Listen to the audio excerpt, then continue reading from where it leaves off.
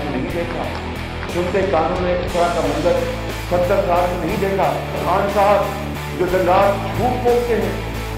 दिन रात झूठ बोलते हैं और झूठ मारते हैं, 4.5 साल घर में लॉकआउट और बगान कराची और जुलूस और जलसे न अस्पताल बनाए न स्कूल बनाए, मेट्रो अब शुरू की, वहाँ पर खुदाई हुई है और